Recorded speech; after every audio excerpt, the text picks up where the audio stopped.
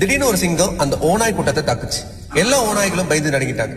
ஆனா மங்கள்னு ஒரு ஓநாய் மட்டும் தைரியமா முன்னாடி வந்து, நீங்க எல்லாரும் ஓடிடுங்க, இந்த சிங்கத்து கூட நான் சண்டை போடுறேன்னு சொல்லுச்சு. மங்கள் தன்னோட முழு கூட்டத்தையும் காப்பாத்திருச்சு. ஆனா சண்டையில அடிபட்டு தப்பிச்சு ஓடும்போது ஒரு சாய போடுபவர் வீட்டுக்குள்ள விழுந்துடுச்சு. அங்க இருந்த ஒரு நீல கலர் சாயம் அது மேல கொட்டிடுச்சு. அது அடையாளம் தெரியாத அளவுக்கு முழுசா நீல கலரா மாறிடுச்சு. ரொம்ப நாளா அது திரும்ப வராதனால மங்கள் செத்துட்டதா எல்லாரும் நினைச்சிட்டாங்க. கொஞ்ச நாளைக்கு அப்புறம் அந்த காட்டுல ஒரு விசித்திரமான நீல கலர் விலங்கு தெரிஞ்சிச்சு. அதை பார்த்து காட்டுல இருந்த எல்லா விலங்குகளும் பயந்துட்டாங்க. ஏன் சிங்கம் கூட பயந்துடுச்சு. அந்த பயத்துல சிங்கமே அத காட்டுக்கு ராஜாவா ஆக்கிடுச்சு. மங்கள் ராஜாவா ஆயிட்டாலும் அது மனசுல பழைய நண்பர்கள் ஞாபகம் வந்துச்சு. அது சில முக்கியமான ஓநாய்கள் கிட்ட மட்டும் தன்னோட உண்மையான அடையாளத்தை சொல்லிடுச்சு. அதுதான் அது பண்ண பெரிய தப்பு. இந்த விஷயம் காடு முழுக்க பரவிடுச்சு.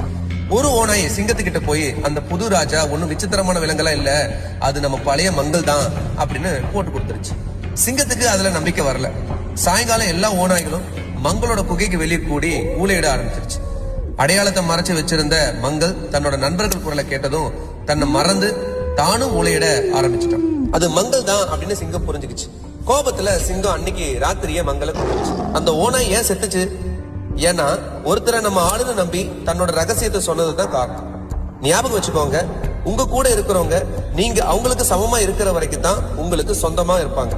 நீங்க அவங்கள விட முன்னாடி போய் ஜெயிச்சிட்டீங்கன்னா அவங்க தான் உங்களுக்கு அநியாயமா மாறிடுவாங்க. இதுல உங்களுக்கு உடன்பாடு இருந்தா எஸ்ன்னு கமெண்ட் பண்ணுங்க.